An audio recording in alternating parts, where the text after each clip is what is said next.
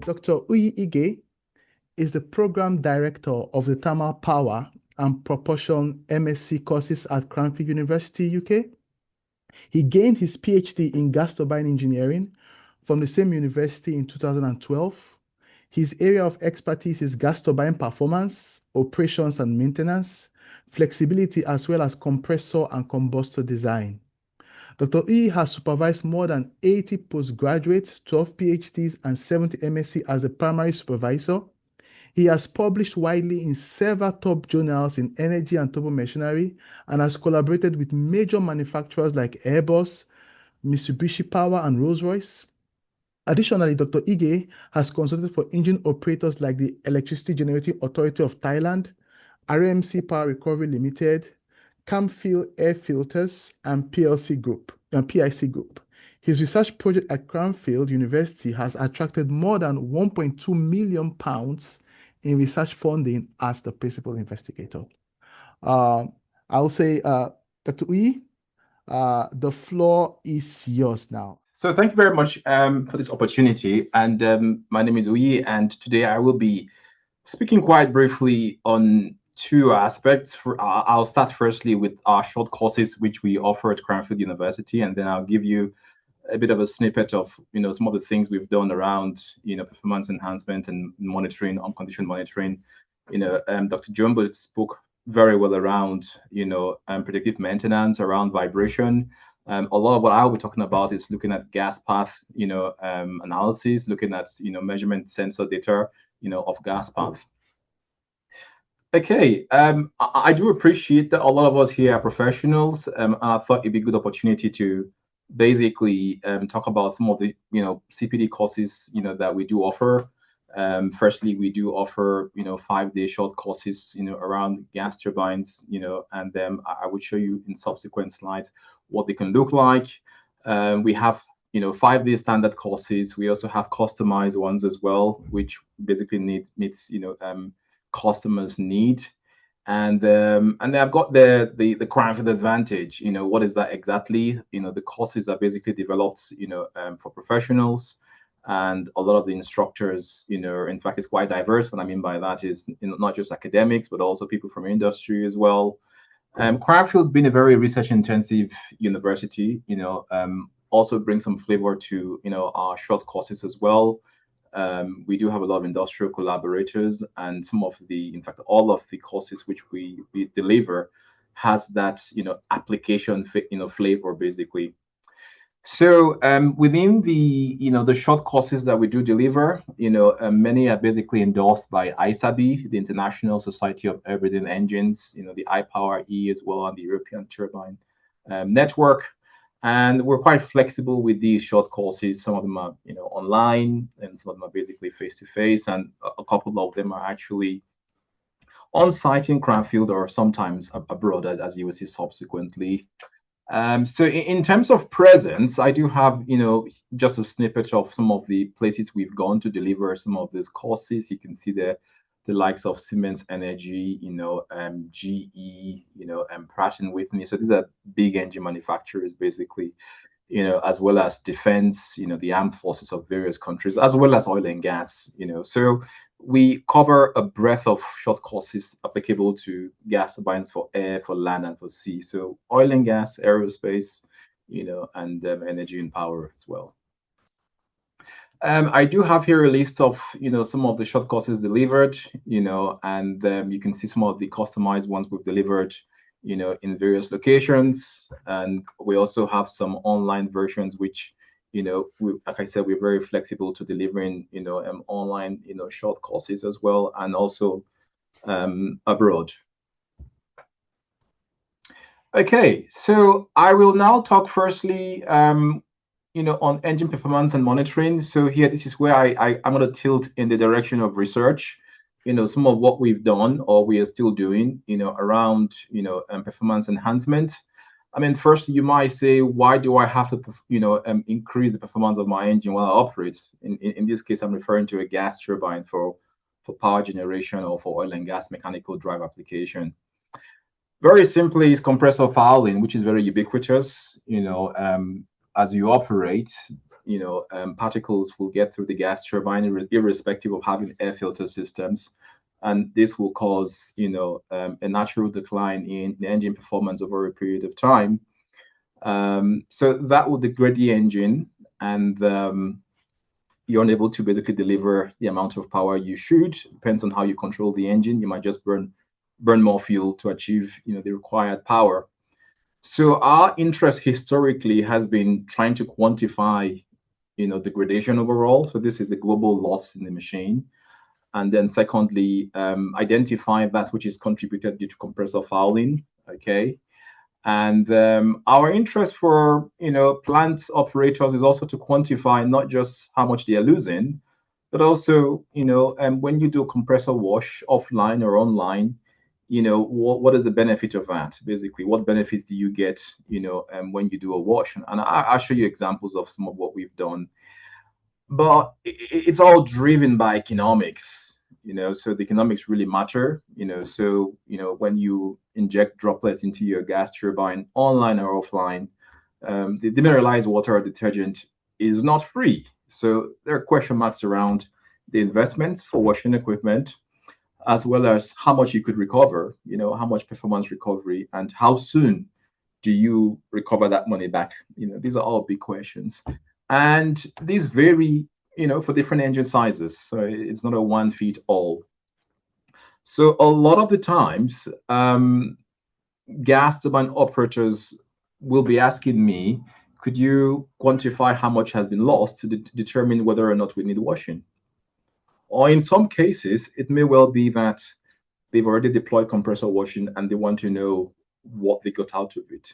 So we do have a very long history of looking at gas turbine performance here at Cranfield University, and a lot of the times we do get this data.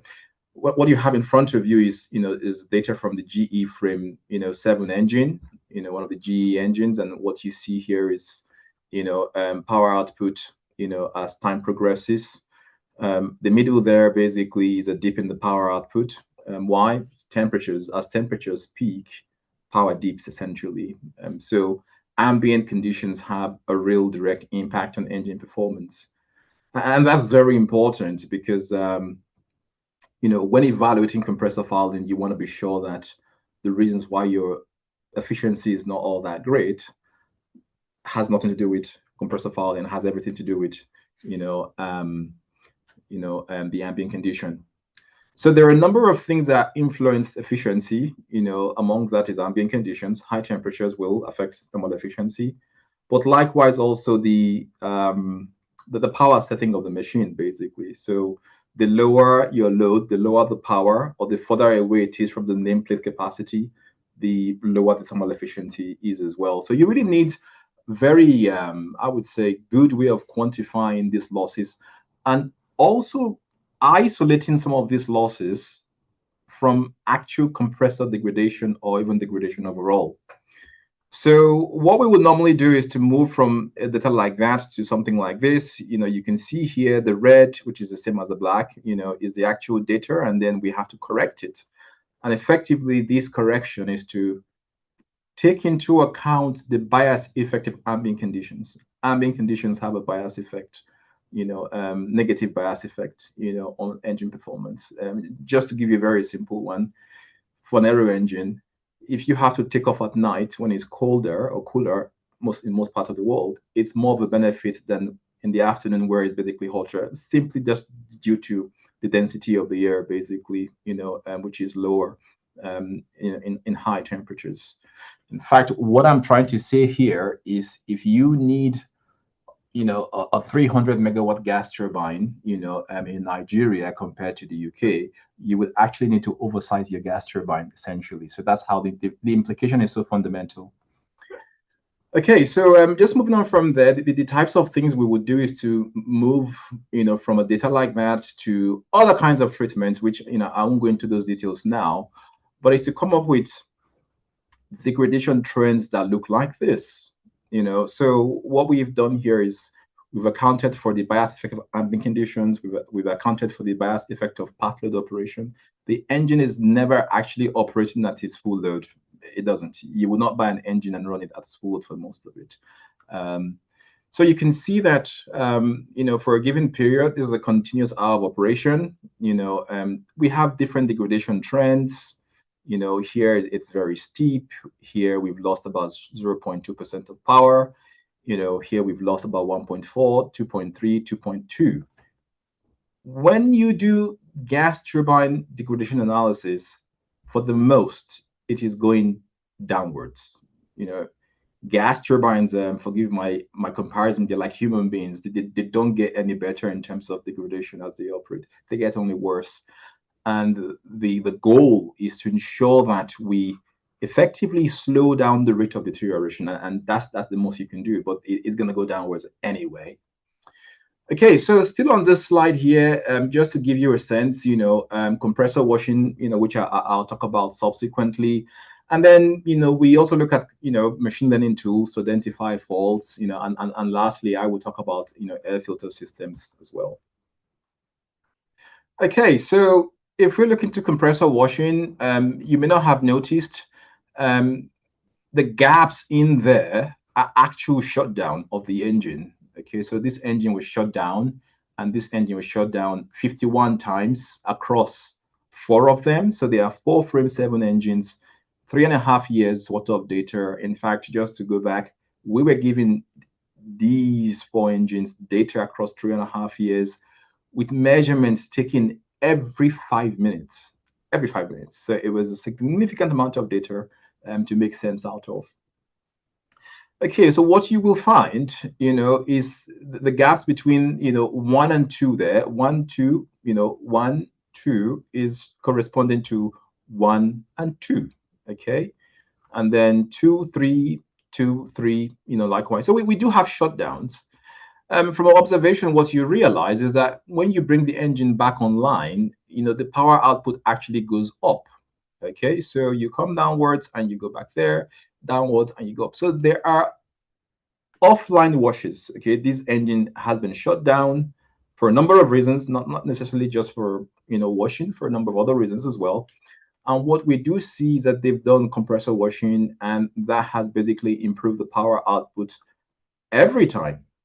Okay, so we got here 163.3 megawatt, and when we return back, we got 167.4. And I must really add here, this comparison is looking at very similar amounts of fuel burn. So you say for a given amount of fuel, what power do you get when you return back online operating the machine? Okay, so you take note there, everything there is between 9 to 9.3, in terms of the fuel flow. So for a given amount of fuel flow, for a given amount of heat input into the machine, you see that when you come back online, you get more power. So what does this actually mean for all of the 4 engines? What we see, in fact, is one engine gets somewhere around 5% increase in power output. Okay, so that's the highest recovery we do get when you come back online. And then in this positively skewed graph, what we notice is that for all of the majority of the engines, we get somewhere around 1 to 1.5% increase in power output. Y-axis is the frequency. So what is the implication of this graph here? What this graph tells you is that is the likelihood of power increases when you do an offline compressor wash, basically. And the benefit of this is that you could basically take these numbers and do an economic viability study to say, okay, is it viable to wash this frequently, offline? What benefit did I get? Like I said, the liquid you use for these washes are not free. In many occasions for online washing, you use detergent, which is not free either. Okay, so this is offline washing. So the engine is shut down, and you could have some recovery. On the next slide, I do have, a separate case, where again you inject droplets into the engine, and we've got here 1,184 occasions, of online washes across, 4 engines. So this is basically several washes, not 51 in this case, 1,184. So our interest here is to know what the benefit is of online washing. So online washing occurs when you keep the engine online, and you effectively, wash the engine with, relatively small amount of, liquid or droplets, without having to shut the engine. So how do you compare offline and online? I would say an offline wash, offline, is like going to see your dentist. If you go see your dentist, they do a thorough job, or your hygienist in terms of cleaning your teeth. And then an online wash, in my analogy, which I'm presenting in front of you, is like what you do every day. You brush in the morning, you brush in the, at night. These two are complementary. Okay. And if you could, again, using the analogy, if you could brush your teeth every day, it means that you could keep yourself, going well until the next 6 or 7 months when you see your dentist. So this is the whole concept of it, really. In operations where you need to run continuously, like many heavy-duty baseload application, this becomes even more important. You could keep the engine, degradation levels, slower. You can slow it down. And what we're showing you here, in fact, is 2 of the 4 engines, one with compressor washing, and then the other one, no compressor washing. So these are the, the trends. So the trends you see here, all of these lines are equivalent to the lines you see here at the top, at the top right. We notice that, the engine that has compressor washing online, their slopes are not as slanted, as the one without. Okay, when you take an average of these two, what you notice is the engine without washing, in fact, is deteriorating on average twice faster, than the engine with compressor washing. Okay, so again, summary is that it slows down the rate of deterioration. The trend will still go downwards, but you slow it down, basically. So we've done a lot of studies looking at, the efficiency of compressor washing, and contrary to some assumption, people think, oh, I could just inject water, or demineralize water or detergent, and I can clean my compressors effectively. No. It's a lot more than that. There's a lot behind the efficacy or efficiency of online wash. You have to look at the trajectory. In this case here, we designed, the intake and the first stage of an ABB GT13, and this is an actual gas turbine, and we developed a skid that went to an actual gas turbine in somewhere in Africa. And our interest here was to identify, where do we place the nozzle around the periphery of the gas turbine? Where? Because this solution differs for different engine design. Okay, so how far off you are from the first stage would differ, based on engine design, and of course the number of blades in a row would differ as well. Our goal is to maximize, the coverage area of the blade. Okay, some factors we have to consider, of course, is, the position of the nozzle around the periphery, the type of liquid, and the composition of it as well. If you have bearing oil leakage on your blade, there's no way the mineralized water on its own will clean that. It won't. Again, droplet sizes is also very important. If the droplet sizes are very too small, by the time they get to your blade, they might evaporate. So again, that's important. And then lastly is the frequency of washing as well. Okay. Of course, the more frequently you wash, the better. But there's something called too much washing, which I'll show you in subsequent slide. So we've done some economic analysis looking at different engine sizes from 5 megawatts to 307 megawatts, and of course, this is focused on power generation now, and we looked at the respective break-even selling price, and what's the minimum amount you can actually sell your energy for, the, of course, expenses as well. And what we've also done is to look at the impact of different washing frequencies. So if you look at this graph here, we have the operation and maintenance cost, and we do have the frequency of washing. So in fact, this is a more frequent wash. So here we have about every 92 hours of washing, as opposed to on the other side, every 450 hours of washing. So this is more frequent. It's a no-brainer that if you're on this slight part of the, of the graph, the cost is more.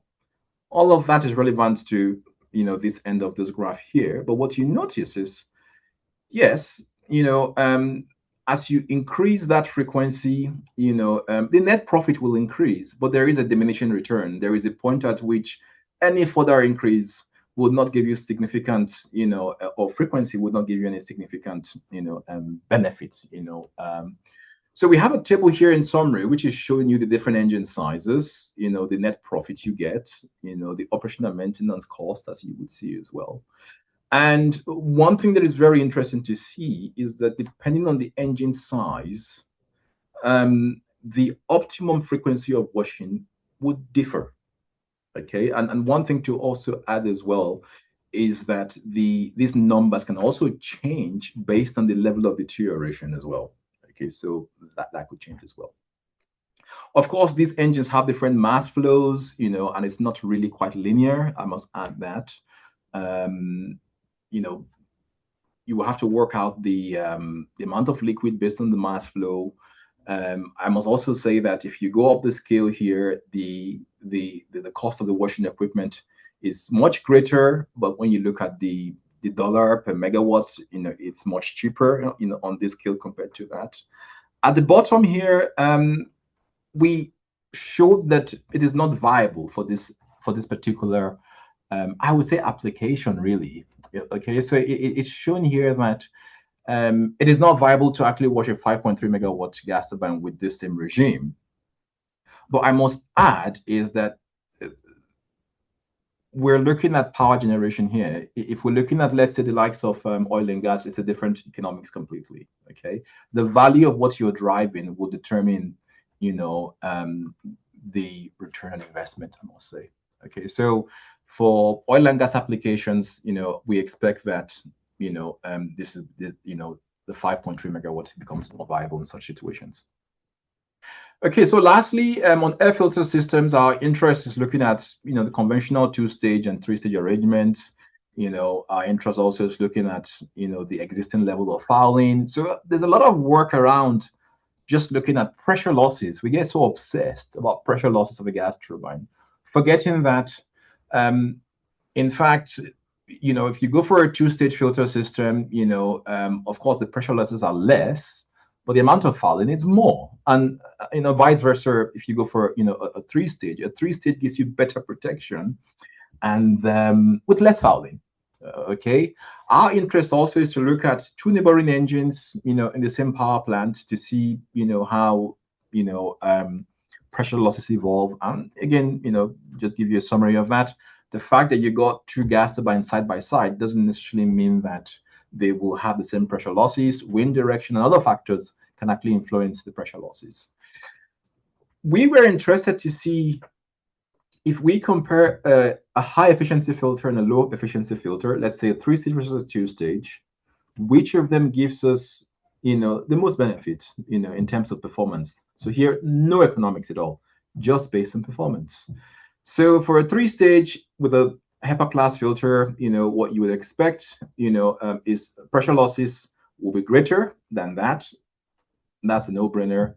But the fouling levels we observe is so much greater, in this case, that the overall losses in terms of energy or power, is a lot worse, for your low efficiency system. Okay, I'll stop there for now, and then we'll welcome questions when it's time for questions. Thank you very much.